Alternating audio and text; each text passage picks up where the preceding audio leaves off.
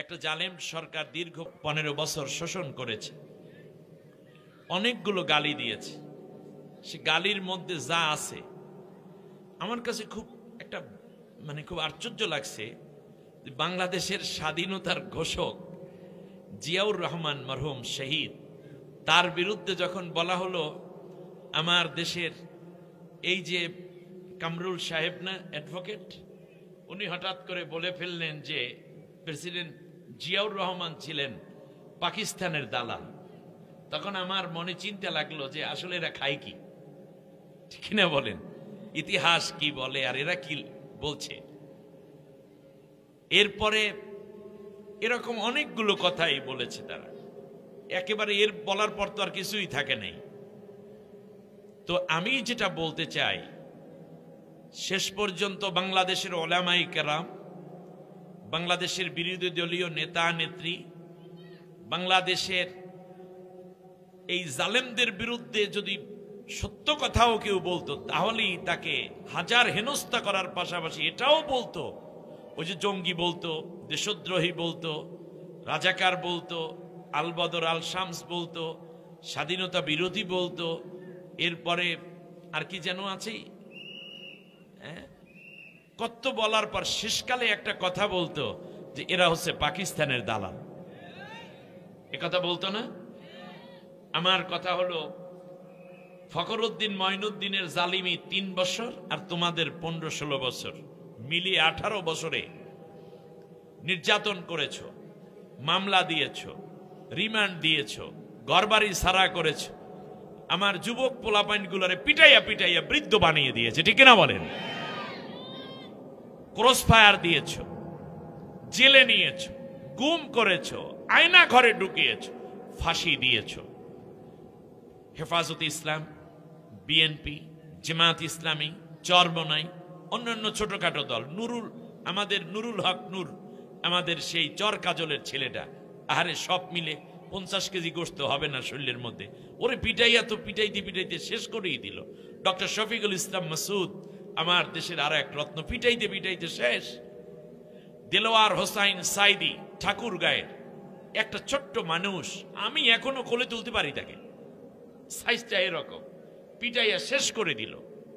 এমনি করে করে আপনার এই যে আরমান, আমাদের মীর কাসিম আলী শহীদ, তার কলিজার টুকরা সন্তানটাকে আমরা সেই দিন দেখা করতে যখন গেলাম তখন আমি কোলের মধ্যে তুলে ফেলেছি, মনে হয় যেন আরে মন চায় বুকটা ফাইরা কলিজার মধ্যে রাখি, ও তো জিন্দা এক শহীদ, আল্লাহর ওলি, ঠিক না বলেন? কত আলেমকে অপদস্থ করা হলো। বাংলাদেশের জামাত ইসলামীর এক সফল আমির, গণমানুষের নেতা, মন্ত্রী ছিলেন, এমপি ছিলেন, শহীদ মতিউর রহমান নিজামী, শহীদ আলী হাসান মোহাম্মদ মুজাহিদ সহ কত মানুষগুলোকে পীড়ন দিল, অত্যাচার দিল। আপনারা বলেন বিএনপির উপর কত টর্চার করলো এরা? বলেন কেউ কি পালাইয়া পাকিস্তান গেছে? না। এই আসতে বললেন কেন? নোয়াখালীর মানুষ তো করা, কেউ পালাইয়া গেছে? যে যেই দেশের দালাল সে সেই দেশে পালানোর কথা না? কিন্তু আপনি বলেন দেখি, বাংলাদেশ থেকে বিরোধী দলের কেউ কি পালাইয়া পাকিস্তান আশ্রয় নিয়েছে? মুরব্বী বাবাজির আপনারা বলেন কেউ আশ্রয় নিছে? কোন পত্রিকা রিপোর্ট দিতে পারবে?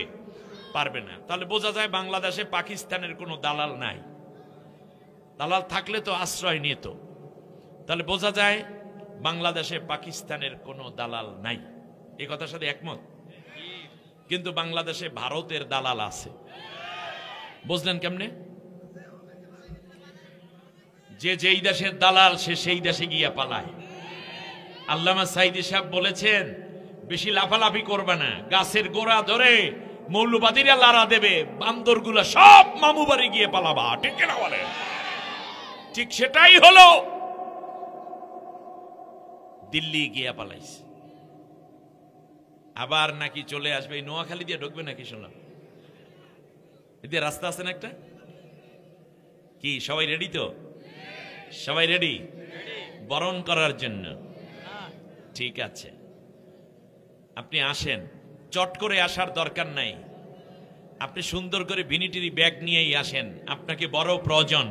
কারণ শত না হাজার খুনের অভিযোগে আপনি অভিযুক্ত, এই জাতি আপনার ফাঁসি কয়েকবার দেখতে চায়, ঠিক না বলেন? আপনি আসবেন বলেই তো বাংলার মানুষ আজ অপেক্ষমান। একজন এমপিও এখন মান্যত কইরাও পাবেন না, ইচ্ছায় পালাইছে। খেলা হবে কইয়া প্লেয়ার চলে গেছে। সাহায্য করার মালিক কে? আমরা ভারতের কাছে সাহায্য চাই।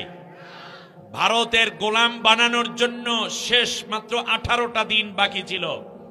বিএনপি আন্দোলনে ফেল, জামাত ইসলামী ফেল, হেফাজত ফেল, চরমনাই ফেল। শেষ পর্যন্ত যুবকরা মা বাবার কাছ থেকে বলে কিংবা না বলে, বিদায় নিয়ে কিংবা না নিয়ে, ছেলে মেয়ে যারা দেশপ্রেমিক তারা বেরিয়ে পড়লো। ছাত্র সমাজ বলল আমরা জীবন দেব, কিন্তু বাংলার 1 ইঞ্চি জমিনও ভারতের কাছে বিক্রি করতে আমরা দেব না। ওরা জীবন দিয়েছে কিন্তু বাংলাকে পদোন্নত হতে দেয় নাই। স্যালিউট তোমাদেরকে, তোমরাই আমাদের বীর। তোমাদের কাছে বাংলাদেশ কিয়ামত পর্যন্ত ঋণী থাকবে। ষড়যন্ত্র করে কোনো কাজ নাই। এই ছেলেগুলো শুধু ইন্টেলেকচুয়াল না, এরা প্রচন্ড ইসলাম প্রেমিক। তারা আধুনিক কিন্তু গাঁজাখোর না। তারা জেনজি কিন্তু ধর্ষক না। প্রমাণটা দিবেন? প্রমাণটা হাতে নাতে ধরাইয়া দেই। কয়েকদিন আগে আন্দোলনের অন্যতম এক নেতা হাসনাত আব্দুল্লাহর বিয়ে হলো। বিয়ে হয়েছে আমার ইউনিয়নের ছেলে, তার বাবা হলো, মানে মেয়ের বাবা হলো আমার ক্লাসমেট। এখন বুঝতে পারছেন আপনারা, হাসনাত আব্দুল্লাহর শ্বশুর আমার কি ক্লাসমেট। আলহামদুলিল্লাহ কয় না? গলায় গলায় খাতিল, আমাদের একই ইউনিয়নে বাস করি আমরা। মেয়েটাও আলহামদুলিল্লাহ ভালো, ভদ্র। বিয়েটা আমি পড়াই দিলাম আলহামদুলিল্লাহ।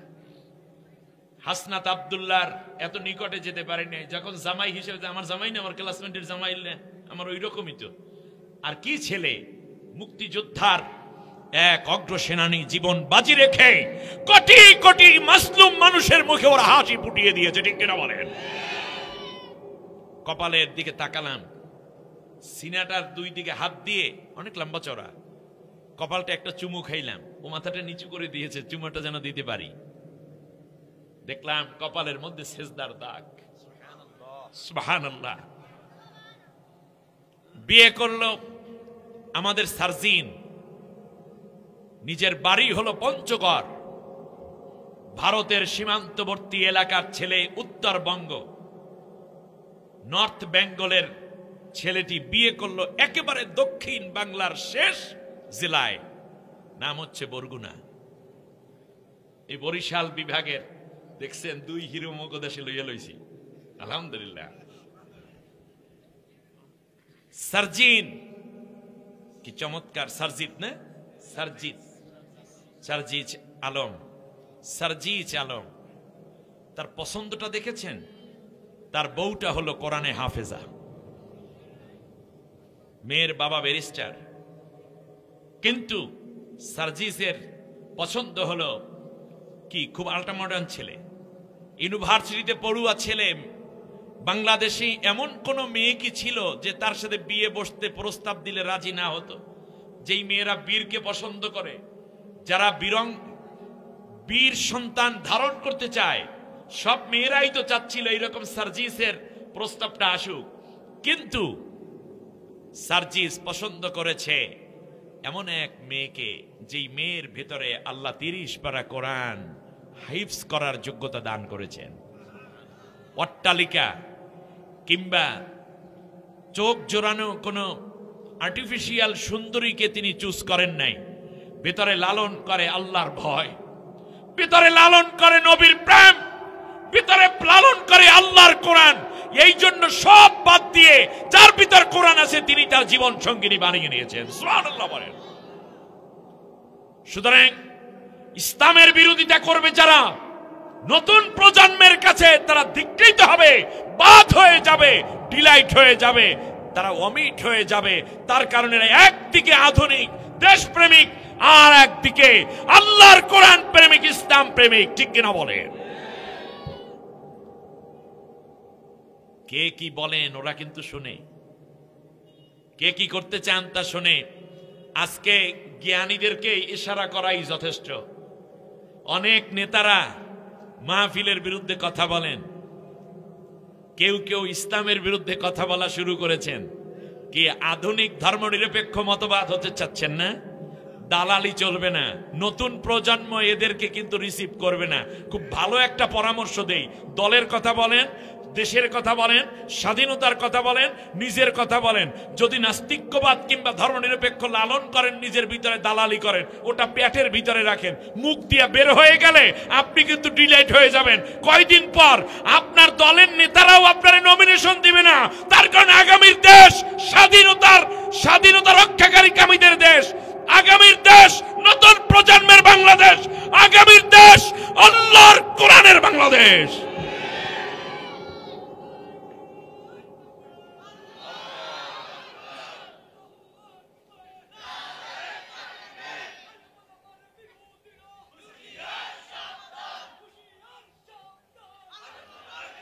আলেম ওলামাদেরকে সম্মান না দেওয়ার কারণে পুরো একটি গোষ্ঠী 14 গোষ্ঠী সহ উদাও হয়ে গেছে। চোখের সামনে দেখতেছে, এরপরে হুঁশ নাই লোকগুলার। আল্লামা সাইদি সাহেবের মতো মানুষকে যেদিন জিনাকার দর্শনকারী বানানো হয়েছে, সাজানো নাটক, খুনি বানানো হয়েছে, যেই দিন তাকে রাজাকার বলে গালি দেওয়া হয়েছে, যেই দিন তাকে চোর বলে তিরস্কার করা হয়েছে, সেই দিন ওদের কপালে আগুন লাগছে। যেই দিন মামুনুল হক সাহেবের মতো মানুষের রিমান্ডের নামে নির্যাতন করে আদালতে হাত তুলে, যখন জেলের প্রকোষ্ঠে কিংবা রিমান্ডে যখন তার গায়ে হাত তোলা হয়েছে, নারী গঠিত নির্যাতনের অভিযোগ দেয়া হয়েছে, সেই দিনে তোমাদের কপাল পুড়ে গেছে। জুনায়েদ বাবুনগরীকে রিমান্ডের নামে পা উঁচু করে নিচে মাথা রেখে পিটাইছো যেই দিন, সেই দিন তুমি শেষ। রফিকুল ইসলাম মাদানী আমাদের ছোট্ট ভাইটা, কোরআনের দলকে যেদিন নিষিদ্ধ করেছে তোমরা, সেই দিনই শেষ হয়ে গেছে। আলেম ওলামাদের গায়ে এবং আলেম ওলামাদের সম্মানে যারা হাত দেয় তারা পৃথিবীতে সম্মানিত হতে পারে না। আল্লাহ তাআলা আমাদের ভাইদেরকে, এখন আর আমাদের দ্বন্দ্ব করার সময় নেই। এখন হচ্ছে সবাই মিলে ঐক্য হয়ে বাংলাদেশকে আধিপত্যবাদ ভারত বিরোধী দুশ্মনদেরকে তাড়াতে হবে। তওবা কইরা না আসলে এদেরকে বাংলাদেশ থেকে আউট করে দিতে হবে। ভারতের দালালদের বাংলাদেশে জায়গা হবে না। এমনকি কোন রাষ্ট্রের দালালি আমরা করব না। আমরা দালালি করব আল্লাহর, দালালি করব নবীর, দালালি করব কোরআনের, দালালি করব ইসলামের, আর বাকি কারো দালালি করব না, ঠিক কিনা? বিদেশে আমাদের বন্ধু থাকবে, কোনো প্রভু থাকবে না। এই ঐতিহাসিক উক্তি আমাদের হৃদয়ে ধারণ করতে হবে, লালন করতে হবে। আল্লাহ আমাদের হক কথা বুঝে সামনে চলার তৌফিক দান করুন। পরম করুণাময় অসীম দয়ালু আল্লাহর নামে শুরু করছি। শারআ লাকুম মিনাদ-দীন মা ওয়াসসা বিহি নূহা ওয়াল্লাযী আওহাইনা ইলাইকা ওয়া মা ওয়াসাইনা বিহি ইব্রাহিম وصينا به إبراهيم وموسى وعيسى أن أقيموا الدين ولا تتفرقوا فيه كبر على المشركين ما تدعوهم إليه الله يجتبي إليه من يشاء ويهدي إليه من ينيب آمنت بالله। অর্থ হচ্ছে আমি আল্লাহ তোমাদেরকে চূড়ান্ত রায় দিচ্ছি। কে দিচ্ছে রায়টা? শারআ। কোরআনে যেই বিষয়গুলোকে ফরজ করা হয়, চারটা পরিভাষা ব্যবহার হয়। একটা হচ্ছে কাতাবা অথবা কুতিবা, আর একটা হচ্ছে ফারওয়াদা অথবা ফুরিদা, আর একটা হচ্ছে আলাইকা অথবা আলাইকুম অথবা আলাইকি। মানে এটা জেন্স অনুযায়ী যখন যেটা ব্যবহার করা দরকার সেটা হয়। এই সবগুলার চেয়ে সবচেয়ে বড় যেই পরিভাষা তার নাম হচ্ছে শারা। আপনারা জানেন এই শব্দটা নোয়াখালীতে বেশি ব্যবহার করে না, সরাসরিয়ত এরকম একটা শব্দ শুনেন না আপনারা? হুজুরের কাছ থেকে সরা নিয়ে আস, হুজুর সরা দিয়েছে। ফতুয়া শব্দটা হচ্ছে, শুনতেছেন আপনারা? ফতুয়া শব্দের অর্থ হলো ভিন্ন ভিন্ন মত, ভিন্ন ভিন্ন মত। যেমন ইমাম আবু হানিফা রহমতুল্লাহ বলেছেন এক মত, কিন্তু শাফি রহমতুল্লাহ বলেছেন আবার আর এক মত। হাম্বল বলেছেন ভিন্ন মত। এই রকম এগুলোকে বলা হয় ফতুয়া। কিন্তু সব ফতুয়া এক জায়গায় করে চূড়ান্ত যেই রায় দেয়া হয়, যেই রায় আর কখনো খণ্ডানো কারো পক্ষে সম্ভব নয়, সেইটাকে আরবিতে বলে শরা। আরবিতে কি বলে? শরা। এর মানে আল্লাহ তাআলা যত কথা বলেছেন তার সবচেয়ে চূড়ান্ত শরা। আল্লাহ নিজে বলেছেন শরা, আমি আল্লাহ চূড়ান্ত রায় দিলাম। কেউ কোনো মন্তব্য করবে না, কেউ কোনো দ্বিমত করবে না, কেউ এই বিষয়টাকে ছোট করবে না, কেউ এটার ব্যাপারে নাক গলাবে না। আমি যা বলছি এটা চূড়ান্ত। সুবহানাল্লাহ পড়বেন না আপনারা? শরা দিচ্ছেন কে? আরো জোরে। আল্লাহ শরা মানতে রাজি। শারা'a লাকুম মিনাদ-দীন, দ্বীন ইসলামের ব্যাপারে আমি আল্লাহ রাব্বুল আলামিন তোমাদেরকে একটা চূড়ান্ত সিদ্ধান্ত দিয়ে দিলাম। শুধুমাত্র নবী, আমি আল্লাহ তোমাকে শুধু এই শরা দেই নেই, বরং এর আগে আমি আল্লাহ রাব্বুল আলামিন মা ওয়াসা বিহি নূহা, যেই শরা দান করেছিলাম, যেই চূড়ান্ত ঘোষণা এবং অর্ডার করেছিলাম ঈসা মুসাকে, এর আগে আমি আল্লাহ এই একই শরা দিয়েছি নূহকে। আদম আলাইহিস সালামের পরপর যেই নবী দীর্ঘদিন শাসন করেছেন, পৃথিবীতে দ্বীনের প্রচার করেছেন, নূহকে দিয়েছিলাম। এরপরে আমি ইব্রাহিমকে, মুসাকে, ঈসাকে। এর অর্থ সব নবীকেই আমি আল্লাহ অর্ডার করেছি। কিন্তু সব নবীর নাম তো আর এক আয়াতের মধ্যে আল্লাহ আনবেন না। ওই কারো কারো নাম বলে আল্লাহ বলছেন যে শোনো, সেই শরাটা ছিল কি? আন আকিমুদ্দীন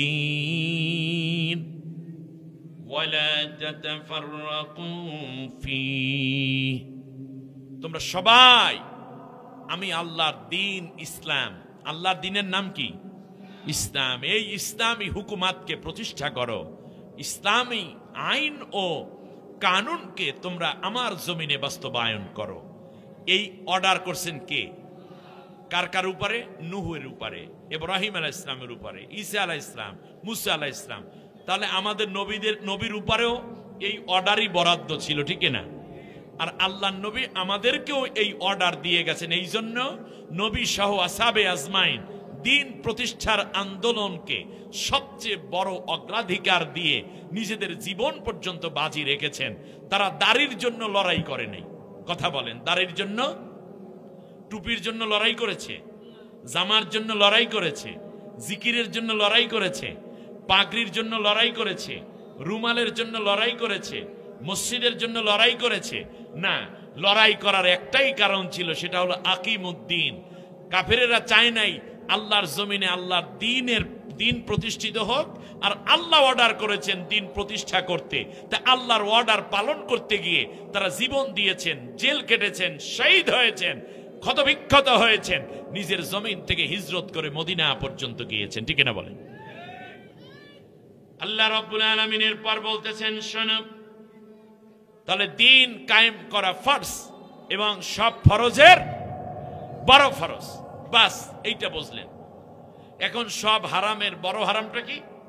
ওয়ালা তাতাফাররাকু ফীহ, এই দ্বীন প্রতিষ্ঠার কাজকে কখনো তোমরা তাফরিক করবে না, দ্বিধাদ্বন্দ্ব করবে না, পরস্পরে ফতুয়া দিয়ে কোনো গন্ডগোল বাজাবে না। অন্য কাজে গন্ডগোল কইরো, তাতে আমি আল্লাহ কিছু ধরব না, কিন্তু আমার কোরআনের শাসন জমিনে প্রতিষ্ঠা হবে, এই কাজে তোমরা পরস্পরে বিচ্ছিন্ন হবে না। সবাই ঐক্যবদ্ধ ভাবে, তুমি চরমনাই হও, সরসিনা হও, মোকামিয়া হও, ফুরপুরা হও, জৈনপুর হও, আট্রসি হও, মাইজবান্ডার হও, দেওয়ানবাগ হও, ফুলতলি হও, কিংবা জৈনপুর হও, বিএনপি হও, তবলিগ হও, জামাত ইসলামী হও, হেফাজত হও, কল্যাণ পার্টি হও, একে পার্টি হও, পার্টি টার্টি বুঝি না, যদি মোমেন হও তাহলে আমি আল্লাহর দ্বীন প্রতিষ্ঠার এই কাজকে সবাই সমানভাবে অংশগ্রহণ করে দায়িত্ব পালন করবে। অন্য জায়গায় পার্থক্য করবে, তাফরিক করবে, ফতুয়া দিবে, কিন্তু এই জায়গায় দ্বীন কায়েমের ক্ষেত্রে কোনো ফতুয়া দিতে পারবাই না। সবাই মিলে এই কাজটি করবে। আল্লাহ রাব্বুল আলামিন বলেন, শোনো, কাবুরা আলাল মুশরিকিনা মা তাদউহুম ইলাইহি। ও নবী, তুমি সহ তোমার সাহাবীগণ এবং পরবর্তীতে যেই উম্মতেরাই এই দিন কায়েমের আন্দোলনের দিকে ডাক দেবে, অন্য কিছু ইসলামের মেনে নিতে পারলেও মুশরিকেরা কিন্তু দিন কায়েমের লোকদেরকে কোনোদিন বরদাস্ত করতে পারবে না। মুশরিক কারা? যারা মূর্তি পূজারী। আপনি দেখেন বাংলাদেশে কোন দলের লোকদেরকে, বিএনপির সালাউদ্দিন কাদের চৌধুরীকেও আমি মনে করি তিনি ছিলেন একজন তাওহীদপন্থী মানুষ। ভারত কি করেছে আমি একটু ব্যাগে চলে যাই, গ্রাউন্ডটা বুঝুন। সীমান্তবর্তীতে যেই সিংহ পুরুষগুলো ছিল, সীমান্ত পাহারাদার, তাদের প্রত্যেককে তারা হত্যা করেছে। চট্টগ্রাম, কক্সেস বাজার সহ গোটা এলাকা একজন মানুষের আঙ্গুলের উঁচু করার সাথে সাথে দাঁড়িয়ে যায়, তার নাম সালাউদ্দিন কাদের চৌধুরী। তাকে হত্যা করেছে, মানে ওই সীমান্ত দিয়ে ঢোকার নেশায়। এইদিকে সিলেট অঞ্চল দিয়ে সীমান্ত দিয়ে ঢোকার সম্ভাবনাকে নস্যাৎ করে দেয় যিনি, তার নাম ইলিয়াস আলী। তাকে গুম করে হত্যা করা হয়েছে। আপনারা বুঝতে পারেন না এই কথা মনে? সাতক্ষীরা অঞ্চল দিয়ে ঢুকবে, সেই অঞ্চলে সবচেয়ে বেশি ক্ষতিগ্রস্ত করেছে। সেখানে মুহাদ্দিস আব্দুল খালেক সাহেব সহ অগণিত নেতা এবং নেতৃবৃন্দকে ফাঁসি দেওয়ার জন্য তারা রাজাকার বানিয়ে হত্যা করার শেষ কাজ তারা করেছিল। কেউ জেলে মারা গেছে, কাউকে ফাঁসি দিয়েছে, আর পুরো ওই সাতক্ষীরা এলাকাকে আর এক ফিলিস্তিন বানাই দিয়েছে, বুলডোজার দিয়ে ঘরগুলো পর্যন্ত মাটির সাথে মিশিয়ে দিয়েছে। আমার বন্ধুগণ, বাংলাদেশের জন্য কোন পীর ভারতের জন্য সমস্যা মনে করে নাই, তাবলীগ ভারতের জন্য সমস্যা মনে করে নাই, এমনকি হেফাজতে ইসলাম এখানেও তারা কোনো কোনো ক্ষেত্রে কিছুটা ছাড় দিয়ে রেখেছে। কিন্তু যেই দলটি একামতে দ্বীনের কাজ করে, আল্লাহর জমিনে আল্লাহর কোরআনের রাজ কায়েম করে, মুশরিকদের কাছে তারা বড়ই চোখের কাঁটা হয়ে গিয়েছে। যার কারণে এই দলটাকে নিষিদ্ধ করানো এবং এই দলের সমস্ত নেতৃবৃন্দকে হত্যা ইত্যাদি ইত্যাদি করানোর মাধ্যমে এই দলটাকে তারা নিশ্চিহ্ন করতে চেয়েছে। আর সেই করানোর কাজটা করিয়েছে বাংলাদেশে জালেম স্বৈর শাসক, অবৈধ শাসক, পলাতক শাসক এই লেডি হিটলারের দিয়া। এই জন্য এদের এত মায়া, তার কারণ তোমাকে দিয়ে এত কিছু করিয়েছি। আর তিনিও বলেছেন আমাদের রক্তের সম্পর্ক, রাখি বন্ধন। হায় হায়, রাখি বন্ধন করছে তারা, মনে হয় জামাই বউয়ের সম্পর্ক। না হয় বুঝলাম কিছুদূর, আমরা তো কন্যা দিলাম, তোমরা বন্যা দিয়ে আমার এই নোয়াখালী ডুবাইছো, কুমিল্লা ডুবাইছো, ফেনী ডুবাইছো, চিটাং ডুবাইছো, ঠিক কিনা বলেন? আমরা দেই কন্যা, তারা দেয় বন্যা। এরপরে আরো কথা আছে, আমাদেরকে ভয় দেখায়, পেঁয়াজ দেবে না, রসুন দিবে না, আদা দেবে না, আরো ভয় দেখায় চাল দেবে না, ডাল দিবে না। আমি আজ স্পষ্ট করে একটি কথা বলতে চাই, নোয়াখালীর বীর জনতার সামনে আমি জানি বাংলাদেশের কোরআনের পতাকা উড্ডীন যখন হবে, তখন চট্টগ্রাম, নোয়াখালী, ফেনী অঞ্চল দিয়ে সর্বপ্রথম কোরআনের স্লোগান শুরু হবে। কারণ কোরআন, এই নোয়াখালীর মায়েরা কোনোদিন দুর্বল সন্তান ধারণ করে না, এরা বীর সন্তান ধারণ করে।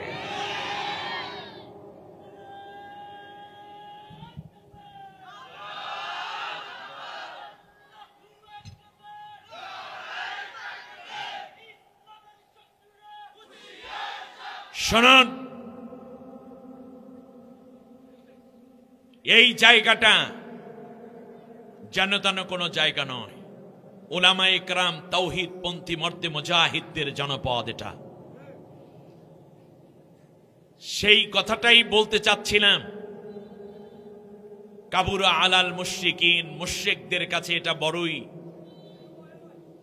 বড়ই অসন্তুষ্ট এবং যন্ত্রণাদায়ক হবে। কিন্তু আল্লাহ রাব্বুল আলামিন সে ঘোষণা দিয়েছেন।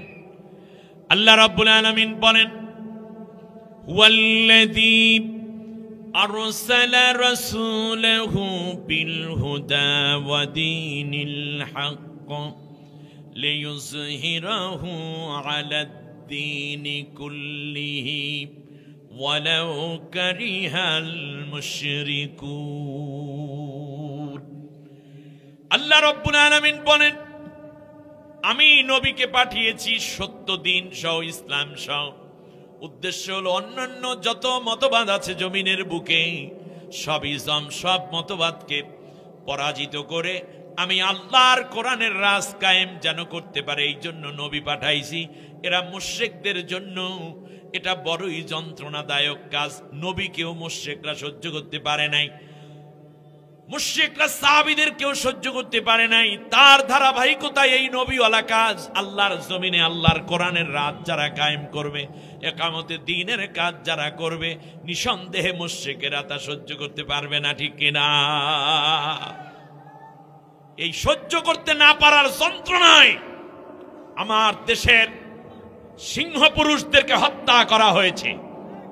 আমার দেশের অতন্ত্র প্রহরী সেনাবাহিনী পিলখানায় হত্যা করা হয়েছে। আমার দেশের কোরআনের পাখিদেরকে শাপলা চত্বরে হত্যা করা হয়েছে।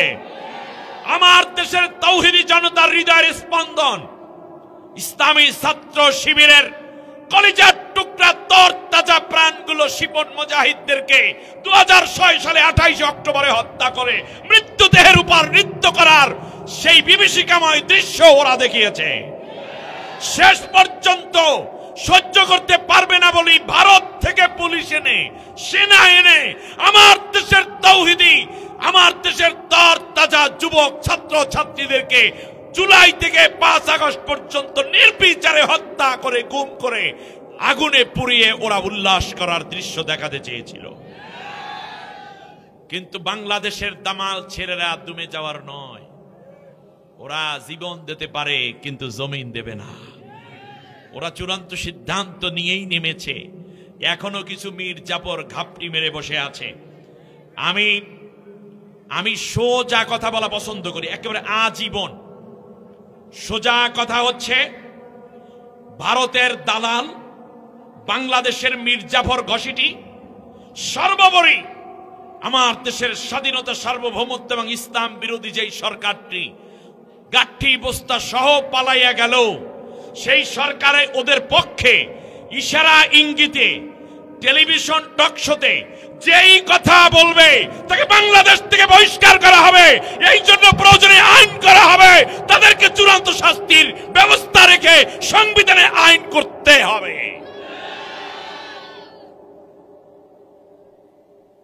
অনেক রক্তের বিনিময় কেনা আমার স্বাধীনতা।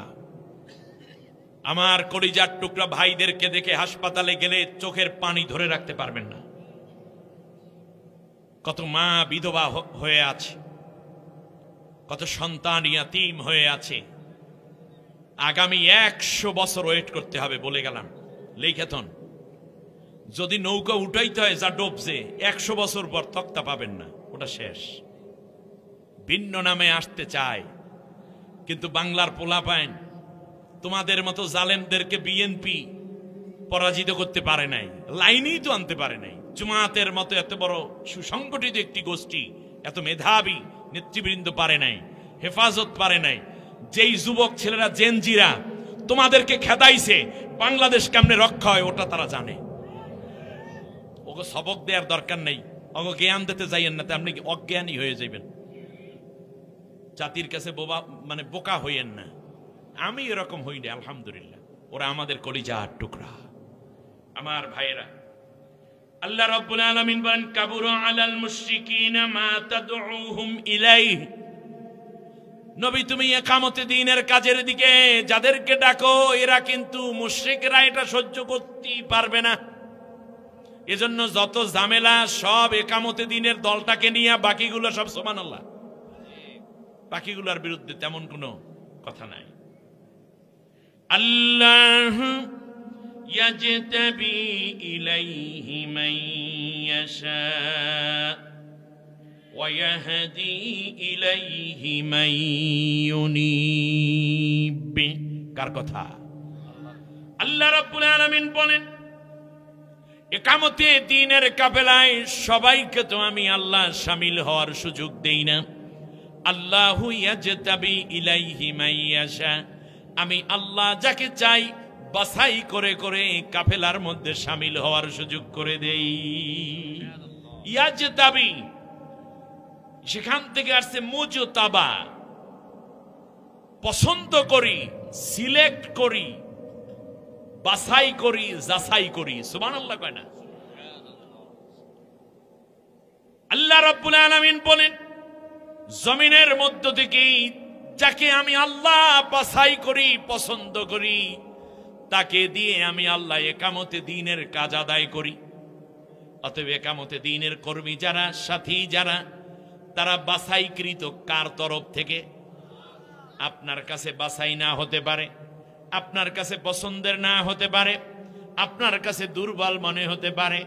হতে পারে সে রিক্সাওয়ালা, হতে পারে ভ্যান চালক, হতে পারে মক্তবের কোনো একজন ছোট্ট চাকরিজীবী হুজুর, হতে পারে ভাঙ্গাচোরা এক মসজিদের ইমাম সাহেব, হতে পারে ইউনিভার্সিটির স্টুডেন্ট,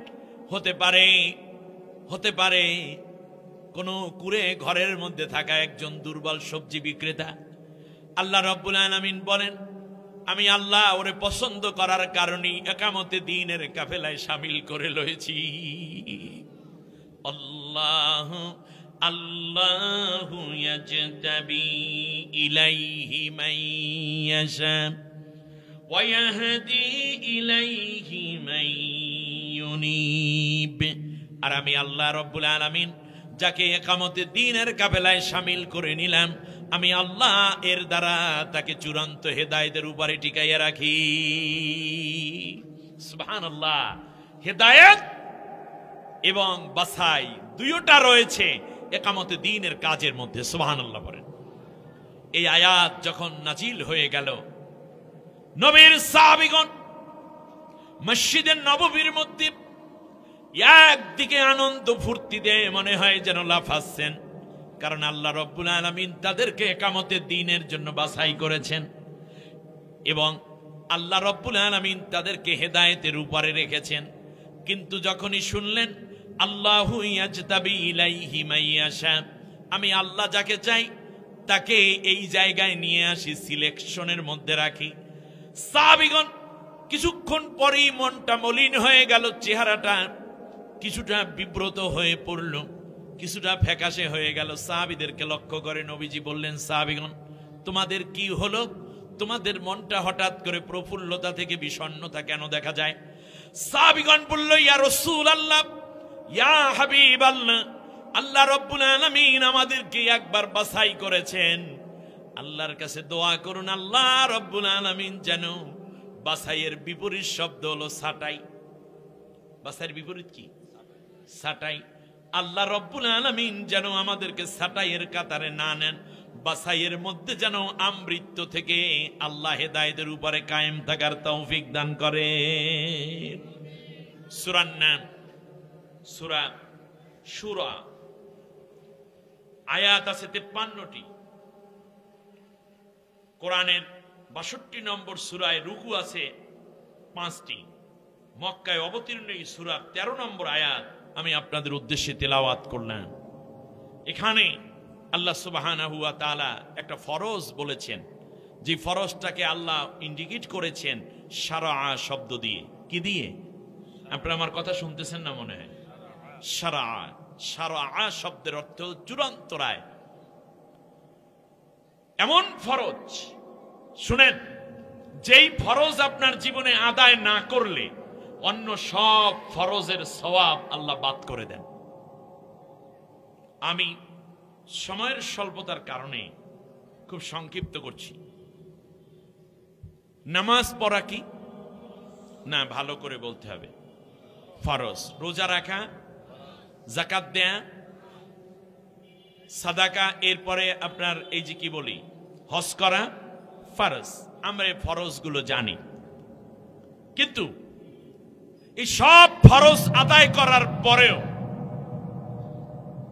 আল্লাহর জমিনে আল্লাহর কোরআনের রাজ কায়েম হোক, এই আন্দোলন, এই চিন্তা, এই দর্শনে একমত না হওয়ার কারণে ওই ব্যক্তি জাহান্নামে যাবে এবং সে মুমিন নয়, তার ঈমানও আল্লাহ কবুল করেন নাই।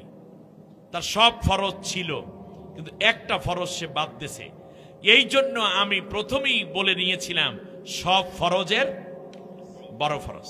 একটু খেয়াল করেন, নামটা বলি, অনেকগুলো নাম আমার মুখে মানে জ্ঞানে আসছে। আমি সবচেয়ে পরিচিত একজনের নাম বলি, মুনাফিক সর্দার আব্দুল্লাহ বিন উবাই। নাম শুনেছেন? আব্দুল্লাহ বিন উবাই দাড়ি ছিল কিনা? টুপি, বড় পাঞ্জাবি, আতর মাখতো কিনা? খুরমা খেজুর খাইতো কিনা? দাড়ি ছিল কিনা? জিকির, কোরআন তেলাওয়াত, তাহাজ্জুদ, 5 ওয়াক্ত নামাজ ফরজ আদায় করতেন নবীজি বরাবর পেছনে দাঁড়িয়ে। যেখানে হযরতে আবু বকর রাদিয়াল্লাহু তাআলা আনহু দাঁড়ানোর চান্স পাইতো না, উনি আগে গিয়েই হাজির। নাম কি? আব্দুল্লাহ ইবনে উবাই। ভালো করে বুঝেন, তার নামাজ ছিল, রোজা ছিল, হজ ছিল, যাকাত ছিল, আল্লাহ নবীর মতো দাড়ি ছিল, নবীর মতো পাঞ্জাবি ছিল, জিকির ছিল, ফিকির ছিল, কোরআন তেলাওয়াত ছিল, দাওয়াতে মিশন ছিল। কিন্তু তার একটা সমস্যা ছিল, সে চাইতো না এই মদিনাটা আল্লাহর কোরআন দিয়ে চলুক। সে চাইতো হিরাক্লিয়াসের আইন হোক, সে চাইতো রাডারিকের আইন হোক এখানে, এরকম বিভিন্ন রকমের পারভেজের আইন এখানে চলুক।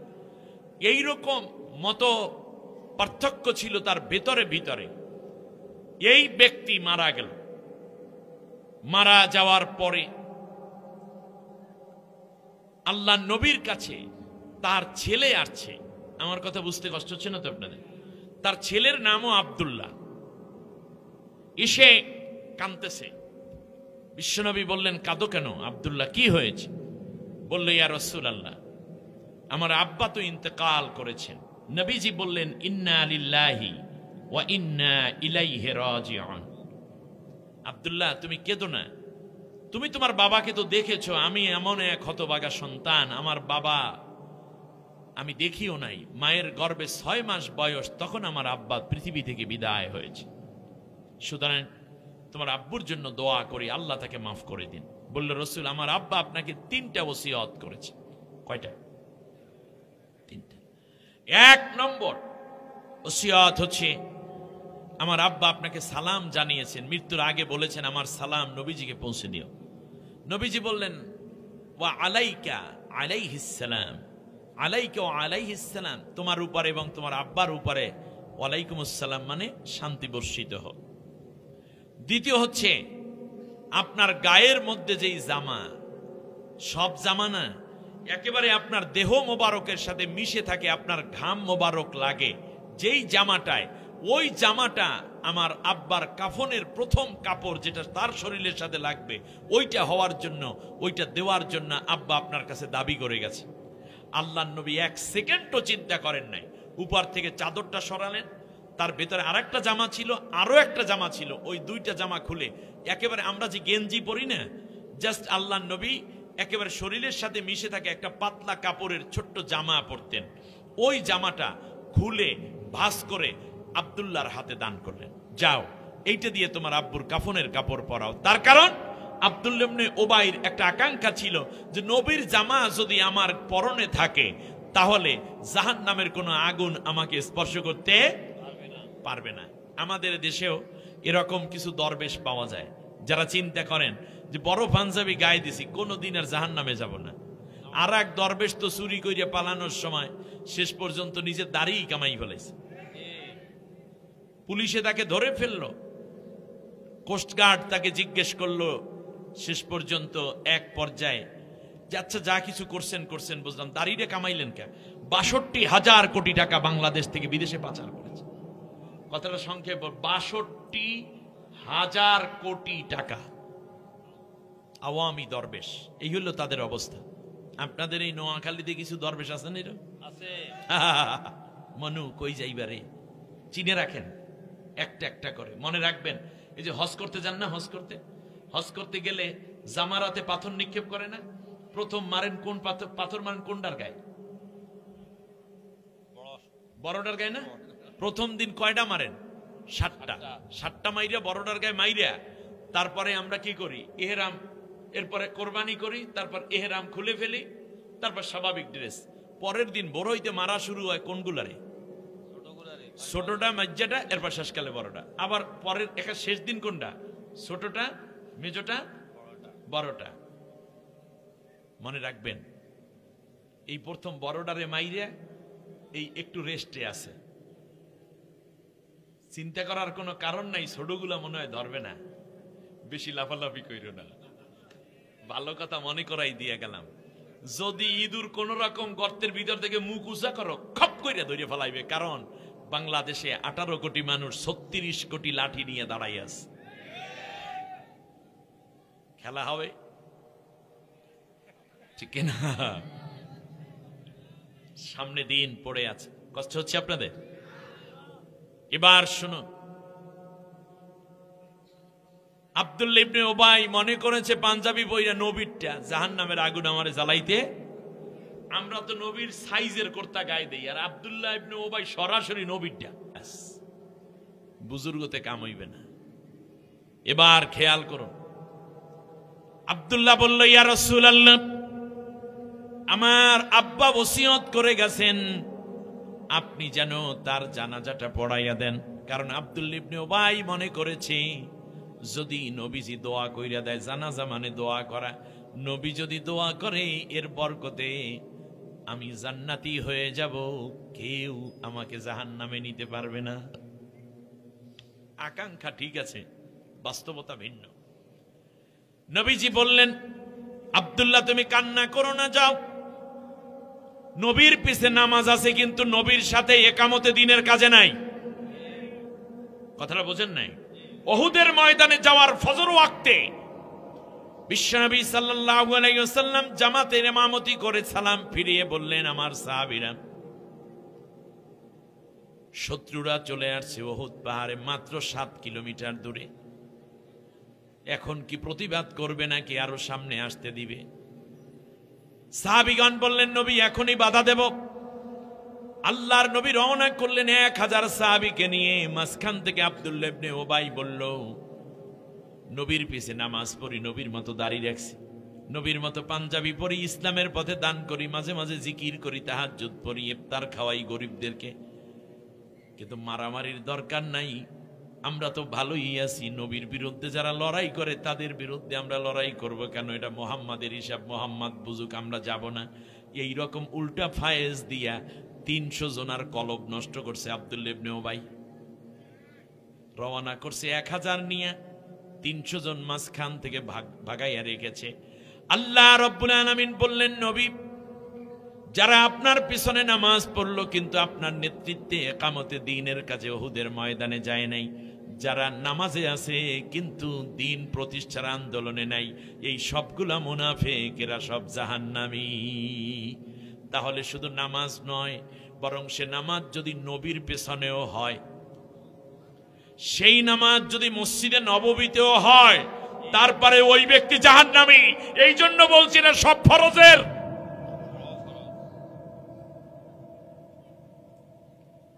আল্লাহর নবী কিছুক্ষণ পর রওনা হলেন।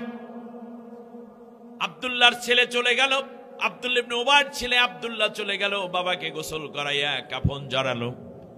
নবী রওনা করলেন। পেছন দিক থেকে জামা টেনে ধরছে ওমর রাদিয়াল্লাহু তাআলা আনহু।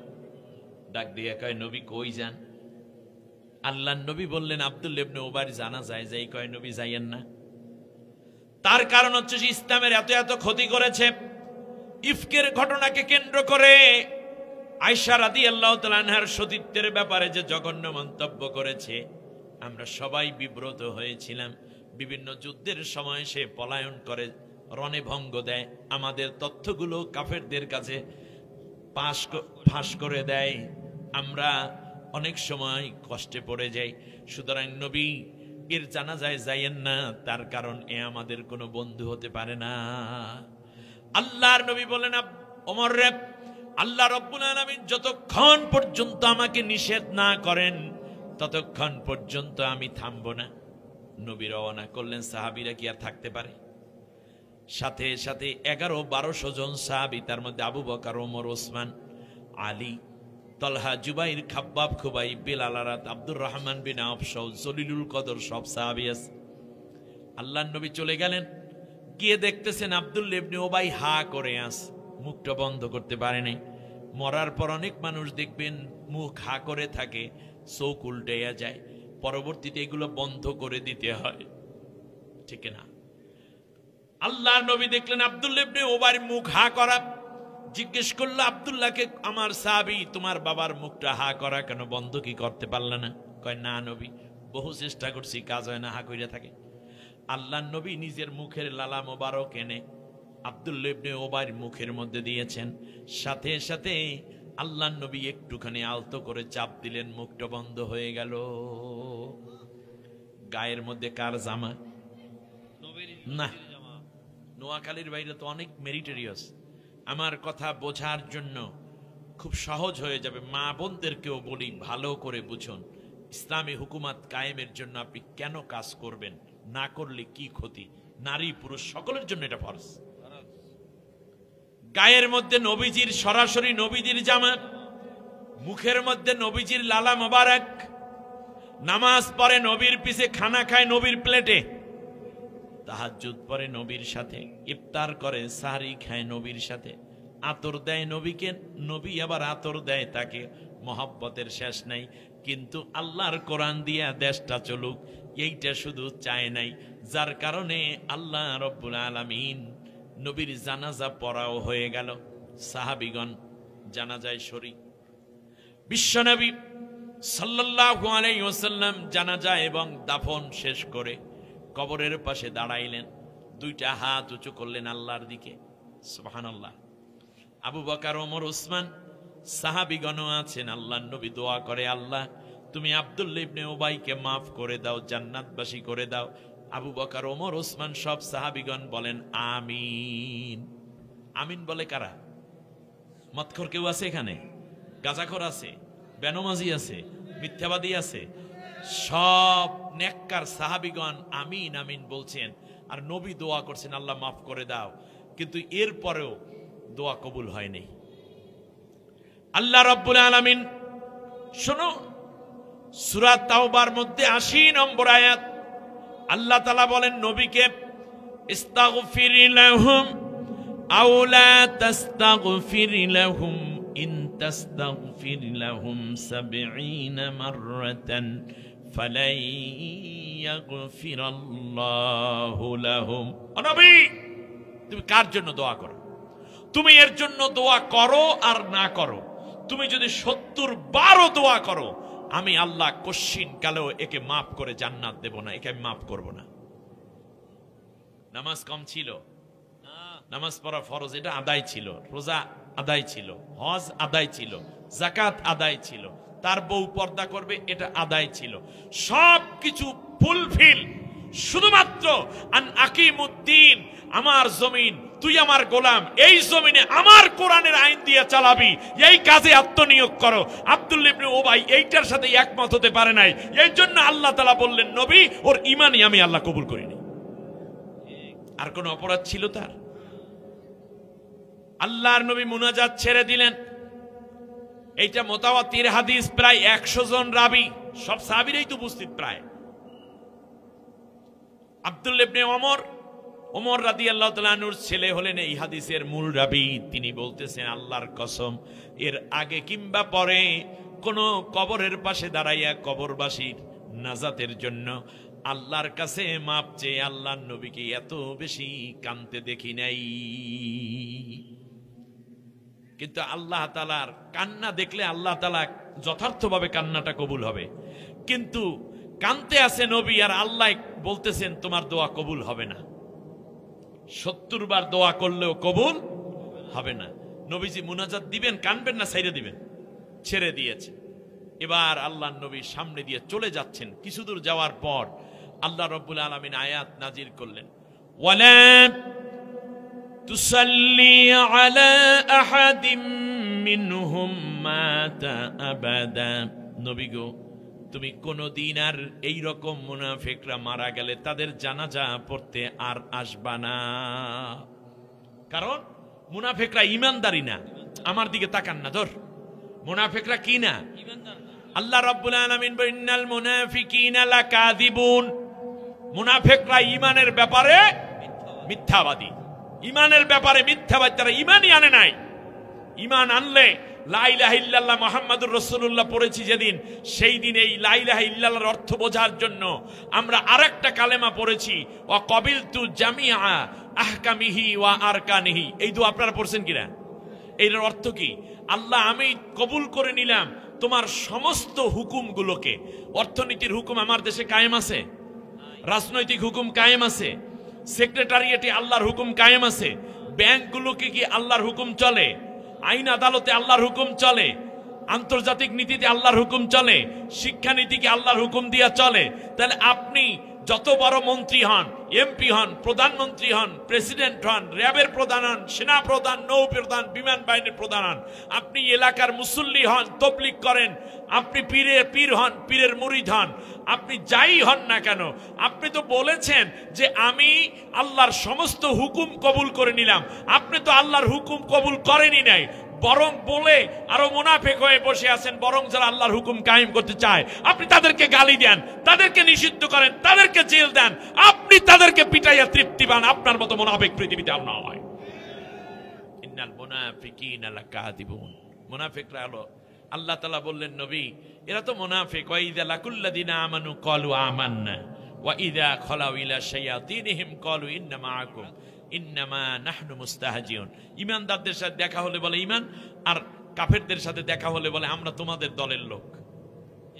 এরা মুনাফিক। এরা কি? মুনাফিকের ঈমান কবুল হয় না, নামাজ কবুল হয় না, রোজা কবুল হয় না। তাহলে আল্লাহ প্রথমে বললেন মুনাজাত ছাইরা দাও, দোয়া করিয়া লাভ নাই। দ্বিতীয়বারে বললেন জানাজাও পড়তে যায় না, জানাজা তো ঈমানদারদের, আর ঈমান মুনাফিকদের কোনো ঈমান আল্লাহর কাছে কবুল হয় না। এই জন্য আল্লাহ বলছেন, ইন্নাল মুনাফিকিনা ফি দারকিল আসফালি মিনান নার। মুনাফিকরা যাবে জাহান্নামের সর্বনিম্ন স্তরে। তার কারণ ঈমানদারকে তো আল্লাহ রাব্বুল আলামিন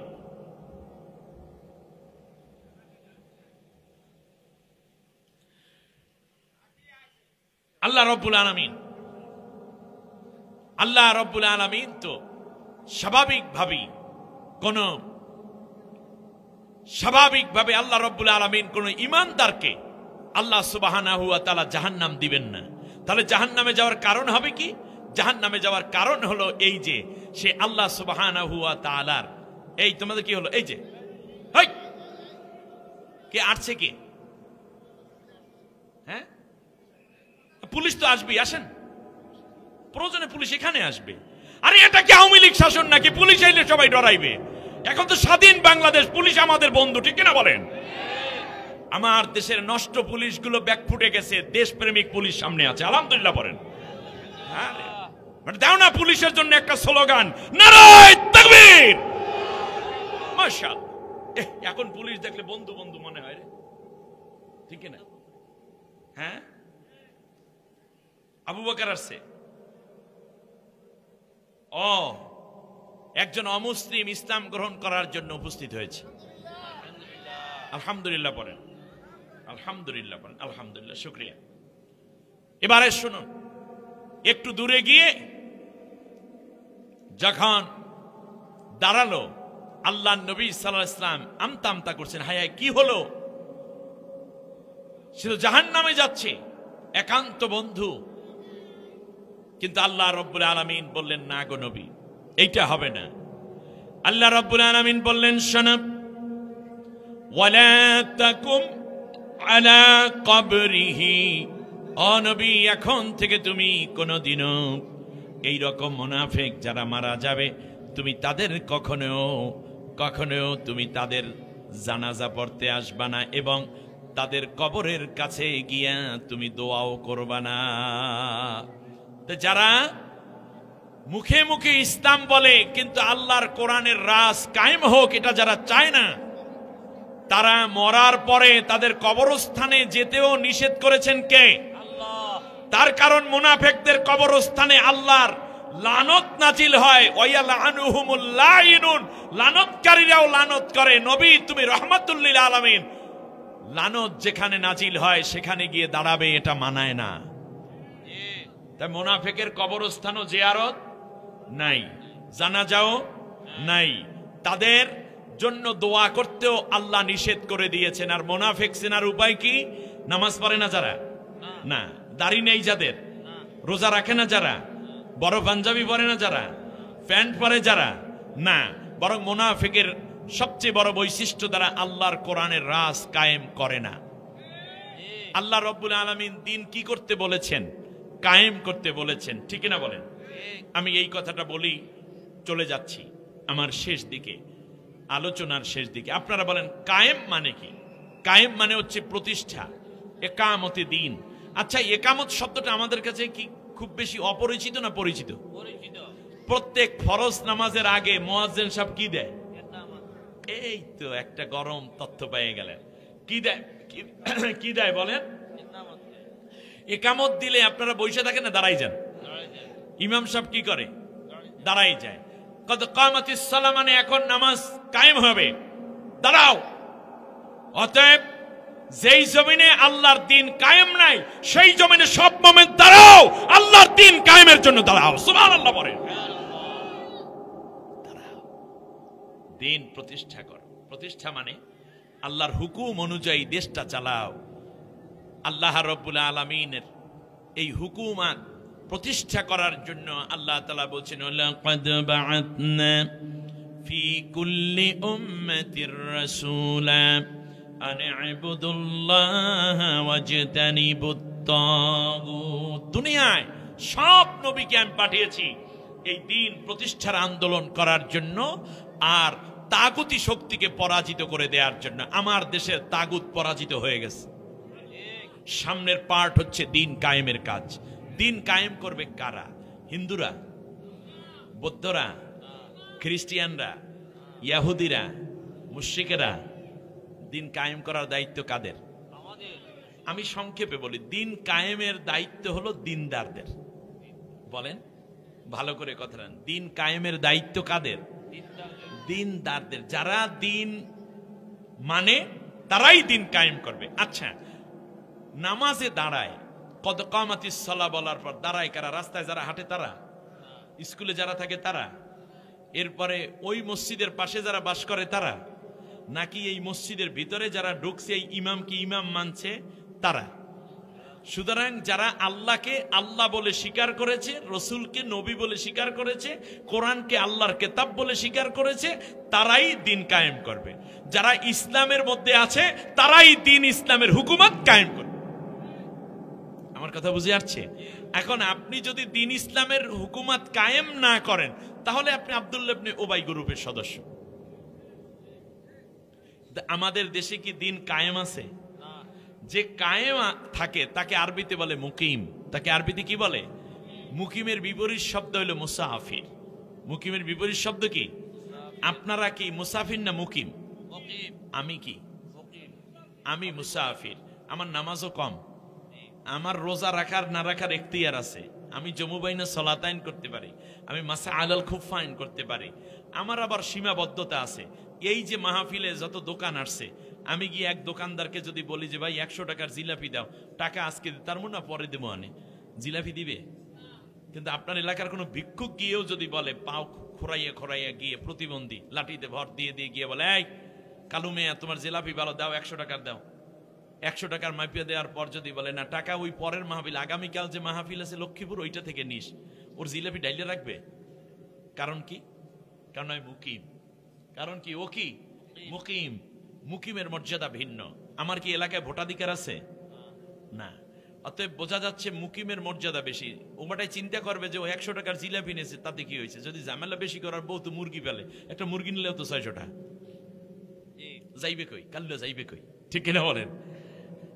মুসাফির। আমাদের দেশে ইসলাম কায়েম নাই। বলেন তো দেখি, দিন ইসলাম আছে মুকিম অবস্থায় না মুসাফির অবস্থায়? মুসাফির অবস্থা। বলেন তো দেখি, মুসাফির আমরা ইসলামকে মুসাফির রাখবো না মুকিম বানাবো?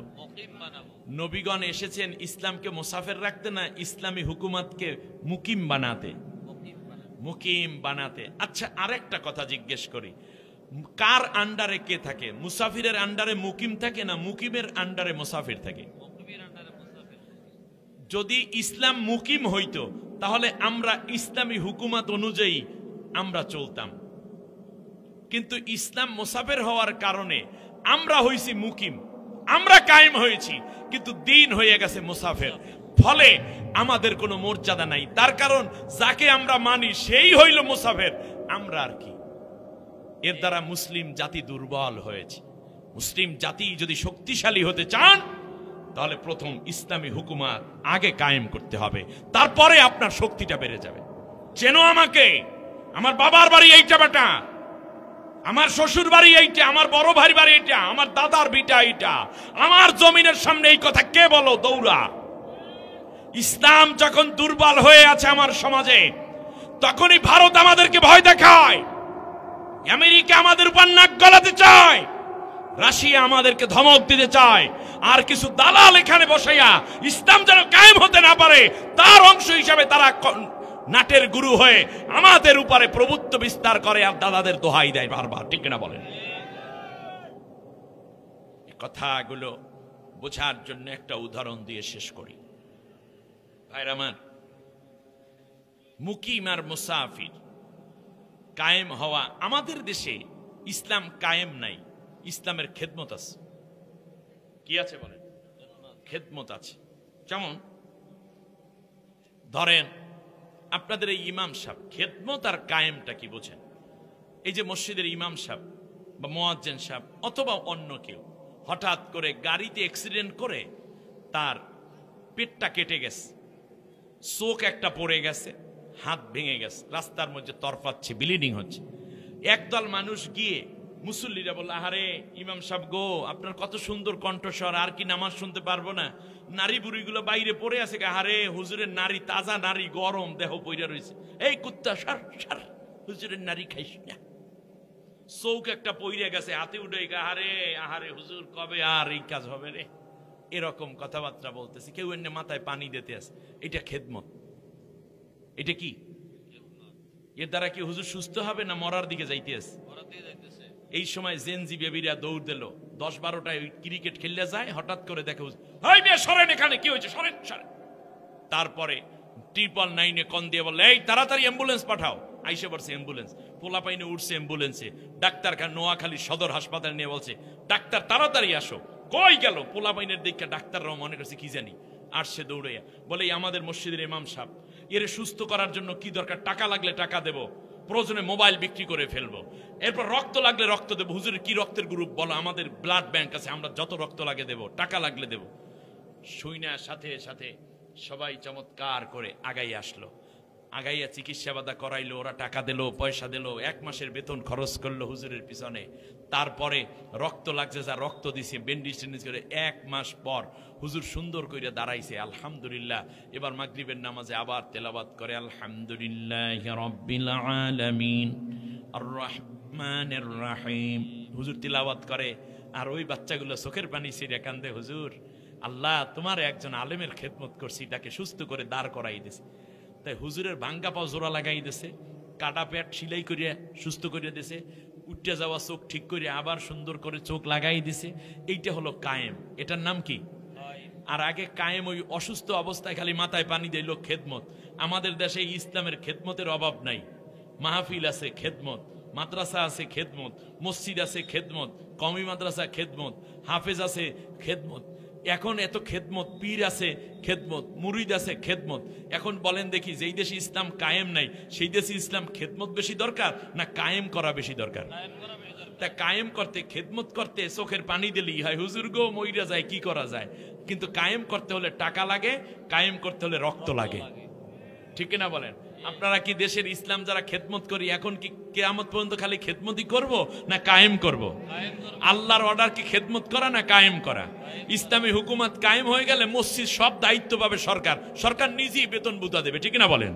মাদ্রাসার বেতন দেবে, মক্তবের বেতন দেবে। এখন আমরা খেদমতে লাইগে আছি।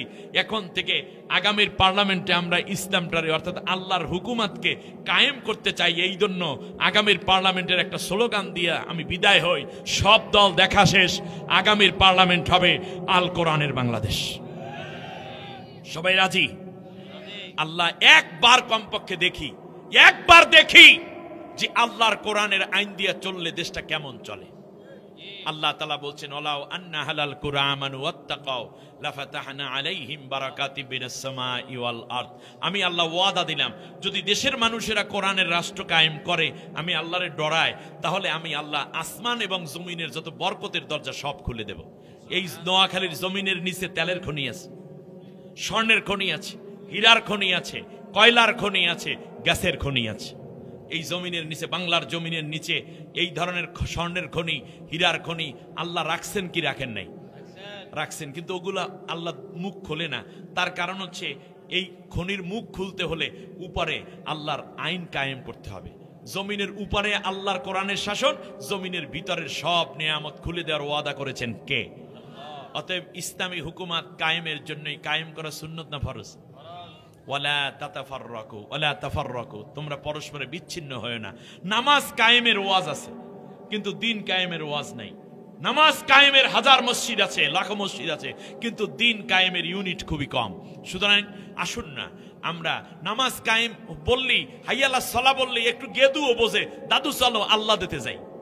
কিন্তু দিন কায়েমের কথা বললে কি কইলে দিন কায়েম, দিন কায়েম, এটা না বোঝার কারণ হচ্ছে আমরা আলেমরাও বুঝাইতে পারিনি। অথচ নবী এসছেন দিন কায়েমের জন্য, কায়েমের জন্য। আমরা আল্লাহর কোরআনের হুকুমত কায়েমই হচ্ছে ইসলামী হুকুমত কায়েম, দিন কায়েম। আগামীর পার্লামেন্টে আল্লাহর কোরআন দিয়ে চলুক। জামাত ইসলামের আইন না, চরমনাইয়ের আইন না, আমার কথা বুঝতেছেন কিনা? হেফাজতে ইসলামের আইন না, আলিয়ার আইন না, কওমি আলেমদের আইন না, কোন পীরের আইন না, বিএনপির আইন না, জাসদ বাসদের আইন না। আইন চলবে একমাত্র কার? আর সেই আইনে অনুযায়ী চললে আমরা আল্লাহর গোলাম হয়ে যাই। কারণ যে যার আইনে চলে সে তার গোলাম। আমরা কার গোলাম হতে চাই? আল্লাহ আমাদের সবাইকে কবুল করুন। দাঁড়ানো ভাইরা মেহেরবানি করে বসে পড়ুন। আল্লাহ সুবহানাহু ওয়া তাআলা এই ক্ষেত্রে আমাদেরকে বলছেন একটা হারাম কাজ হইল ওয়ালা তাফাররাকু, তোমরা পরস্পরে বিচ্ছিন্ন হবে না। অতএব আপনার ভিন্ন আইডিওলজি থাকতে পারে, আপনার বিভিন্ন চেহারা হতে পারে, ভাষা হতে পারে ভিন্ন, মন হতে পারে ভিন্ন, কিন্তু দিন কায়েমের ক্ষেত্রে আমরা ভিন্নতা করব না। আল্লাহ আমাদের সবাইকে কবুল করুন, আমিন। একবার আলহামদু, তিনবার কুল হু আল্লাহ পড়েন, কবর জিয়ারত নিয়ত করেন। দাঁড়ানো ভাইরা বসে পড়ুন, মা বোনেরা মুনাজাতে শামিল হওয়ার জন্য জায়নামাজ বিছিয়ে নেন।